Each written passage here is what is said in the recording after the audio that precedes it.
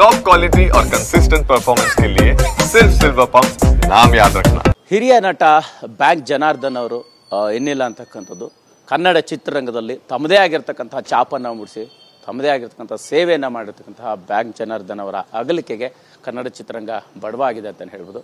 ಈ ಬಗ್ಗೆ ಮಾತಾಡಲಿಕ್ಕೆ ಅವರ ಪುತ್ರಿಯರು ನಮ್ಮ ಜೊತೆ ಇದ್ದಾರೆ. ಜ್ಯೋತಿ ಮೇಡಮ್ ಇದ್ದಾರೆ. ಅಂದರೆ 4 ಜನ ಮಕ್ಕಳು ಅವರಿಗೆ. ಸೊ ಇಲ್ಲೇ ವಾಸವಾಗಿದ್ದರು. ಸೊ ಅವರ ಜರ್ನಿ ಹೆಂಗಿತ್ತು, ಸಿನಿಮಾ ಜರ್ನಿ ಹೆಂಗಿತ್ತು, ಕೊನೆ ದಿನಗಳು ಹೆಂಗಿದ್ವು ಅನ್ನೋಂಥದ್ದು ಎಲ್ಲವನ್ನೂ ಕೂಡ ಮಾತಾಡ್ಸೋಣ. ಮೇಡಮ್, ಜನಾರ್ದನ್ ಸರ್ ಆರಂಭದ ದಿನಗಳು ಹೆಂಗಿರ್ತಾ ಇತ್ತು? ಅಂದರೆ ಬ್ಯಾಂಕಲ್ಲಿ ಕೆಲಸ ಮಾಡ್ತಾಯಿದ್ರು, ಅಲ್ಲಿಂದ ಸಿನಿಮಾಗೆ ಬಂದರು. ಸಿನಿಮಾ ಜೀವನ ಆವಾಗಿನಲ್ಲ ಅಂದರೆ ಸಾಕ್ತಾ ಕಂಪ್ಲೀಟಾಗಿ ಅದರಲ್ಲಿ ತೊಡಗಿಸ್ಕೊಳ್ಳುವಂಥದ್ದಾಯಿತು. ನೀವು ಕಂಡಂಗೆ ಹೆಂಗೆ ನೆನಪಾಗುತ್ತೆ ಬಾಲ್ಯದ ದಿನಗಳಲ್ಲಿ? ನೀವು ಬ್ಯಾಂಕ್ ಕೆಲಸಕ್ಕೆ ಹೋಗ್ತಾ ಇದ್ರು, ಅಲ್ಲಿಂದ ಬ್ಯಾಂಕಲ್ಲಿ ತುಂಬ ರಜಾಗಳು ಹಾಕ್ಬಿಟ್ಟು ಶೂಟಿಂಗ್ ಹೋಗ್ತಾಯಿದ್ರು. ತುಂಬ ಇಷ್ಟ ಆಯಿತು ಅವ್ರಿಗೆ ಫಿಲಮಲ್ಲಿ ಮಾಡಬೇಕು ಅಂತ ಅಂದ್ಬಿಟ್ಟು. ಅಂದರೆ ಚೆನ್ನಾಗಿ ನಮಗೂ ಖುಷಿ ಆಗ್ತಾಯಿತ್ತು ಅವ್ರು ಫಿಲಮಲ್ಲಿ ಮಾಡೋದು. ತುಂಬ ಇಷ್ಟಪಟ್ಟು ಆ್ಯಕ್ಟಿಂಗ್ ಮಾಡ್ತಾಯಿದ್ರು, ಕಾಮಿಡಿ ಆ್ಯಕ್ಟಿಂಗ್ ಎಲ್ಲ. ಅದೇ ಇವತ್ತಿಗೂ ಕೂಡ ಅವರ ಕಾಮಿಡಿಗೆ ಅಂದರೆ ಸೋತು ಹೋಗದವರೇ ಇಲ್ಲ ಅಂತ ಹೇಳ್ಬೋದು. ಸೊ ಮನೇಲೆಲ್ಲ ಹೆಂಗಿರ್ತಾ ಇದ್ರು, ಸೊ ಅವರ ಯೋಚನೆಗಳೆಲ್ಲ ಹೆಂಗಿರ್ತಾ ಇತ್ತು, ಸಿನಿಮಾಗಳ ಕನಸು ಜರ್ನಿ ಶುರುವಾದಾಗ ಹೆಂಗಿರ್ತಾ ಇತ್ತು ಅಂತ? ಮನೇಲೆಲ್ಲ ನಮ್ಮ ಜೊತೆ ಮಕ್ಳ ಜೊತೆ ಹೇಗಿರಬೇಕೋ ಮನೇಲಿ ಆ ಥರ ಮಾತಾಡ್ಕೊಂಡು ಇದ್ದರು. ಶೂಟಿಂಗಲ್ಲಿ ಬ್ಯುಸಿ ಇರೋದ್ರಿಂದ ಅವ್ರು ನಮಗೆ ಸಿಗ್ತಾನೆ ಇರಲಿಲ್ಲ ಕೆಲವೊಮ್ಮೆ. ಆಮೇಲೆ ಸ್ವಲ್ಪ ನಮಗೆ ಅವರಿಗೆ ಹೆಲ್ತ್ ಸ್ವಲ್ಪ ಇಶ್ಯೂ ಆಗಕ್ಕೆ ಶುರು ಆದಮೇಲೆ ಸ್ವಲ್ಪ ಮನೇಲಿ ಇರೋಕ್ಕೆ ಶುರು ಮಾಡಿದ್ರು. ಮಾಮೂಲಿ ನಮ್ಮ ಜೊತೆ ತುಂಬ ಚೆನ್ನಾಗಿ ಮಾತಾಡಿಕೊಂಡು ಫಿಲಮ್ಗಳ ಬಗ್ಗೆ ಹೇಳ್ಕೊಂಡು ಈ ಥರ ಆಯಿತು ಅಂತಂದ್ಬಿಟ್ಟು ಹೇಳ್ಬಿಟ್ಟು ತುಂಬ ಚೆನ್ನಾಗಿ ಮಾತಾಡ್ಕೊಂಡು ನಮ್ಮ ಜೊತೆ ಕಾಲ ಕಳೀತಾಯಿದ್ರು.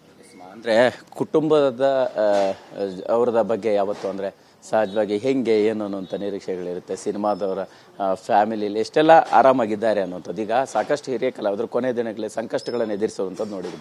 ಸೊ ಜನಾರ್ದನ್ ಸರ್ ಅವರ ಜೀವನ ಶೈಲಿ ಆಗಿರ್ಬೋದು ಮತ್ತು ಅವರ ಆರ್ಥಿಕ ಪರಿಸ್ಥಿತಿಯಲ್ಲೂ ಕೂಡ ಹೆಂಗಿತ್ತು ಅನ್ನೋಂಥದ್ದು ಅದು ನಮಗೆ ಅದು ಹೆಣ್ಮಕ್ಳಲ್ವ, ನಾವು ನಮ್ಮ ಗಂಡನ ಅದು ನನಗೆ ಗೊತ್ತಿಲ್ಲ ಅದು ಏನೇ ಅಂತಂದ್ಬಿಟ್ಟು. ಅದು ನನ್ನ ತಮ್ಮಂಗೆ ಹತ್ರ ಮಾತಾಡ್ಬೇಕು ನೀವು. ಆದರೆ ನಾವು ಕಂಡಂಗೆ ಆರಾಮಾಗಿ ಇದ್ದಾರೆ, ಅಷ್ಟು ಗೊತ್ತು ನನಗೆ. ಈಗ ಇತ್ತೀಚೆಗೆ ಒಂದಿಷ್ಟು ಸಿನಿಮಾ ಮಾಡೋವಂಥದ್ದು ನಿಂತು ಹೋಯಿತು. ಅಂದರೆ ಕೆಲಸ ಇಲ್ಲದೇ ಹಿರಿಯ ನಟರು ಆಗಿರೋದ್ರಿಂದ, ಅನಾರೋಗ್ಯ ಇದ್ದಿದ್ದರಿಂದ ಸ್ವಲ್ಪ ಮನೇಲೇ ಇರುವಂತಹ ಸಂದರ್ಭಗಳು ಕೂಡ ಬಂತು. ಆ ಸಂದರ್ಭದಲ್ಲಿ ನೀವು ಮಾತಾಡ್ದಂಗೆ ಏನೆಲ್ಲ ಹೇಳ್ತಾ ಇದ್ರು ಜರ್ನಿ ಬಗ್ಗೆ? ಅವ್ರು ಹೇಳ್ತಾ ಇದ್ರು ತುಂಬ ಬೇಜಾರಾಗ್ತಾ ಇದ್ರೆ ನನಗೆ ಮನೇಲಿ ಅವ್ರು ಯಾವತ್ತು ಮನೇಲಿ ಕೂತವ್ರಲ್ಲ, ತುಂಬ ಬ್ಯುಸಿ ಪರ್ಸನ್ ಅವರು. ಅದಕ್ಕೆ ತುಂಬ ಬೇಜಾರು ಮಾಡ್ಕೊಳ್ತಾ ಇದ್ರು, ನನಗೆ ಹೋಗೋಕ್ಕಾಗ್ತಾ ಇಲ್ವಲ್ಲ ಅಂತಂದ್ಬಿಟ್ಟು. ತುಂಬ ಮನೇಲಿ ಅಂದರೆ ತುಂಬ ಬೇಜಾರು ಪಡ್ತಾಯಿದ್ರು. ಅದೊಂದು ತುಂಬ ನಮಗೂ ಬೇಜಾರಿತ್ತು. ಬಟ್ ಅವರಿಗೆ ಹೋಗೋಕ್ಕಾಗ್ತಾ ಇರಲಿಲ್ವಲ್ಲ, ಹೋದರೆ ಮತ್ತೆ ಹೆಲ್ತ್ ಇಶ್ಯೂಸ್ ಆಗೋದು. ಅದರಿಂದ ನಾವೂ ಕಳಿಸ್ತಾ ಇರಲಿಲ್ಲ ಅವರನ್ನು, ಮನೇಲೇ ಸ್ವಲ್ಪ ಇಟ್ಕೊಳ್ತಾ ಇದ್ವಿ. ಆದರೆ ಟಿ ವಿ ನೋಡಿಕೊಂಡು ಎಂಜಾಯ್ ಮಾಡ್ಕೊಂಡಿದ್ರು. ಏನಾದರೂ ಫಂಕ್ಷನ್ ಆದರೂ ಹೋಗ್ತಾಯಿದ್ರು, ಬರ್ತಾಯಿದ್ರು. ನನ್ನ ತಮ್ಮ ಕರ್ಕೊಂಡು ಹೋಗ್ತಾ ಇದ್ದ. ಈಗ ಅಂದರೆ ಅವ್ರಿಗೆ ಅವ್ರದ್ದೇ ಆಗಿರ್ತಕ್ಕಂಥ ಯೋಚನೆಗಳಿರ್ತವೆ, ಆಲೋಚನೆಗಳಿರ್ತವೆ. ಕೊನೆಯದಾಗಿ ಏನೆಲ್ಲ ಕನಸುಗಳಿತ್ತು, ಏನೆಲ್ಲ ಯೋಚನೆಗಳಿತ್ತು ಅನ್ನೋವಂಥದ್ದು ಹಂಚ್ಕೊಂಡು? ಅವರಿಗೆ ಎಂಥ ಕನಸು ಇಲ್ಲ, ಎಲ್ಲ ಅದೇ. ಅವ್ರಿಗೆ ಬರೀ ಶೂಟಿಂಗ್ ಹೋಗ್ಬೇಕು, ನಾನು ಶೂಟಿಂಗ್ ಹೋಗ್ಬೇಕು, ಅದೊಂದೇ ಇದ್ದಿದ್ದು ಅವ್ರ ಹತ್ರ. ನಾನು ಕೊನೆವರೆಗೂ ನಾನು ನಟನೆ ಮಾಡಬೇಕು ಅನ್ನೋದೊಂದಿತ್ತು ಅವರಿಗೆ. ಮತ್ತು ಆಗ್ಲಿಲ್ವಲ್ಲ, ಹೋಗೋಕ್ಕಾಗ್ತಾ ಇರಲಿಲ್ಲ ಅಂದ್ಬಿಟ್ಟು ಟಿ ವಿ ನೋಡ್ಕೊಂಡು ಮನೇಲಿ ಕಾಲ ಕಳೀತಾಯಿದ್ರು. ಮತ್ತು ಕನಸೆಂತ ಮತ್ತೆ ಹೋಗೋಕ್ಕಾಗಲಿಲ್ಲ ಅಂದಮೇಲೆ ಏನಂತ ಕನಸಿದ್ರು ಅದು ನೆನಸಾಗಲ್ವಲ್ಲ. ಸಹಜವಾಗಿ ಹಾಸ್ಯ ಪಾತ್ರಗಳ ಮುಖಾಂತರ ಜನರನ್ನು ರಂಜಿಸ್ತಾ ಇದ್ರು. ನಿಮಗೆ ಮನೆಯಲ್ಲೆಲ್ಲ ಹೆಂಗೆ ಇರ್ತಾ ಇತ್ತು ಅವರ ಪಾತ್ರಗಳು, ಅವರ ಸಿನಿಮಾಗಳು, ಅವರ ಶೈಲಿ ಅದೆಲ್ಲವನ್ನು ಕೂಡ ಅಂತ? ಕೆಲವೊಮ್ಮೆ ನಮಗೂ ಆ ಪಾತ್ರಗಳು ನಾವು ಕೇಳ್ತಾ ಇದ್ವಿ, ಹಿಂಗೆ ಮಾಡಿದ್ದೀರಾ ಅಂದ್ಬಿಟ್ಟು ಅವಾಗ ಹೇಳ್ತಾ ಇದ್ರು, ನಗಿಸ್ತಾ ಇದ್ರು ನಮಗೂ. ಕೆಲವೊಮ್ಮೆ ನಮಗೂ ಛೇಡಿಸ್ತಾ ಇದ್ರು, ಹಿಂಗೆ ಹಂಗೆ ಅಂದ್ಬಿಟ್ಟು. ನಮಗೂ ತುಂಬ ತಮಾಷೆಯಾಗಿ ಇರ್ತಾಯಿದ್ರು ಮನೇಲೂ ನಮಗೆ, ನಮ್ಮ ಜೊತೆಗಳೆಲ್ಲ. ನಾವು 4 ಜನ ಜೊತೆನೂ ಅದೇ, ನಾವು ಎಲ್ಲ ಬರ್ತಾಯಿದ್ವಿ ನಮ್ಮ ಮನೆಯವರಿಂದ ಎಲ್ಲ ಒಂದು ಕಡೆ ಸೇರ್ಕೊಳ್ತಾ ಇದ್ವಿ ಅವರಿದ್ದಾಗ. ಈಗಂತೂ ಮನೇಲಿ ಇರ್ತಾಯಿದ್ರು. ಮೊದಲು ಅವರ ಶೂಟಿಂಗ್ ರಜಾ ಮನೇಲಿದ್ದೀನಿ ಅಂದರೆ ನಾವೆಲ್ಲ ಬಂದು ಸೇರ್ಕೊಳ್ತಾ ಇದ್ವಿ. ಈಗ ಇತ್ತೀಚೆಗೆ ಮನೇಲಿರೋದ್ರಿಂದ ನಾವು ವಾರಕ್ಕೊಂದ್ಸತಿ 15 ದಿನಕ್ಕೊಂದ್ಸತಿ ಬಂದು ಎಲ್ಲ ಸೇರ್ಕೊಳ್ತೀವಿ ಅವ್ರ. ಅದೇ ಆರಂಭ ದಿನಗಳಲ್ಲಿ ಸಿನಿಮಾ ಮಾಡ್ತಾಯಿದ್ರು. ಸೊ ಅಂದರೆ ಒಂದು ಬೇರೆ ರೀತಿಯ ವರ್ಚಸ್ಸಿತ್ತು. ಸೊ ಅವರು ಎಲ್ಲ ಸ್ಟಾರ್ಗಳ ಜೊತೆಗೆ ಕೂಡ ಆ್ಯಕ್ಟ್ ಮಾಡಿದ್ದಾರೆ. ಸೊ ಅವರಿಗೆ ಇಷ್ಟ ಆಗಿದ್ದಂತಹ ಘಟನಾವಳಿಗಳನ್ನು ನಿಮ್ಮ ಜೊತೆ ಹಂಚ್ಕೊಂಡಿರುವಂಥದ್ದು ಹೆಂಗೆ ನೆನಪಾಗುತ್ತೆ? ನಮಗಂತೂ ನಿಜ ಎಲ್ಲರ ಜೊತೆ ಅವ್ರಿಗೆ ಇದು ಚೆನ್ನಾಗಿದೆ, ಅವ್ರ ಆಟ್ರ ಜೊತೆ ಚೆನ್ನಾಗಿ ಅಂಥದ್ದು ಏನೂ ಇಲ್ಲ. ಎಲ್ಲರ ಜೊತೆನೂ ಇಷ್ಟಪಡ್ತಾಯಿದ್ರು ಅವರು. ಎಲ್ಲರ ಜೊತೆನೂ ಚೆನ್ನಾಗಿ ಮಾಡ್ತಾಯಿದ್ರು, ಎಲ್ಲರೂ ಇಷ್ಟಪಡ್ತಾಯಿದ್ರು. ಇವರೇ ಫೇವ್ರೇಟ್, ಅವರೇ ಫೇವ್ರೇಟ್ ಅಂತ ಏನೂ ಹೇಳ್ತಾ ಇರಲಿಲ್ಲ.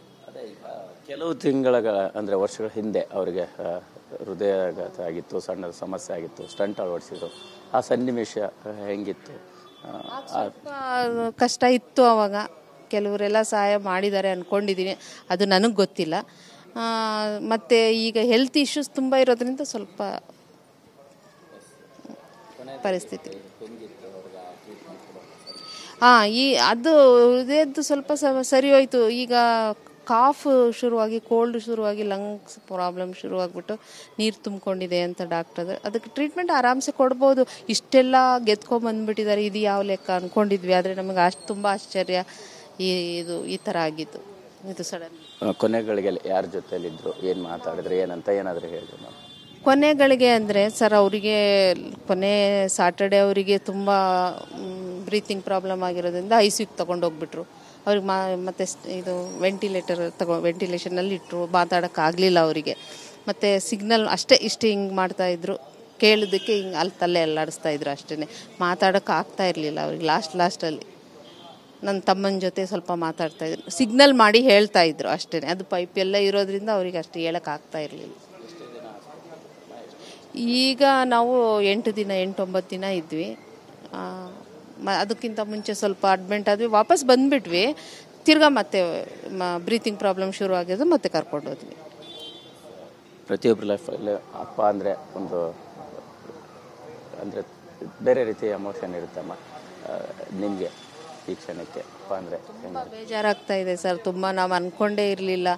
ನಮ್ಮ 4 ಜನಕ್ಕೂ ಅವರೇ. ಈಗ ನಮ್ಮ ತಾಯಿ ತುಂಬ ದಿನ ಆಯಿತು ತೀರ್ಕೊಂಡು. ಅವರೇ ನಮ್ಮನ್ನು ತಾಯಿ ತಂದೆ ಎಲ್ಲ ಆಗಿ ಎಲ್ಲ ನೋಡ್ತಾಯಿದ್ದು, ತುಂಬ ಚೆನ್ನಾಗಿ ನೋಡ್ತಾಯಿದ್ರು.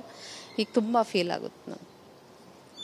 ಹಾಗಾಗಿ ಇವತ್ತು ಎಲ್ಲಿ ಅಂತ್ಯಕ್ರಿಯೆ ಮಾಡುವಂಥದ್ದು, ಎಷ್ಟೊತ್ತಿಗೆ ಅನ್ನೋಂಥ ಸಾಧ್ಯತೆಗಳ ಬಗ್ಗೆ ಈಗ ಎಲ್ಲರೂ ಹಾಸ್ಪಿಟ್ಲಲ್ಲಿದ್ದಾರೆ. ಅವ್ರು ಬಂದಮೇಲೆ ತೀರ್ಮಾನ ಮಾಡ್ತಾರೆ. ಅಂದರೆ ಇವರು ಹೆಬ್ಬಾಳದಲ್ಲಿ ಅಂತ ಹೇಳ್ತಾ ಇದ್ದಾರೆ. ಮೋಸ್ಟ್ಲಿ ಅಲ್ಲೇ ಹೆಬ್ಬಾಳದಲ್ಲೇ ಅಂತಿಮತೆ.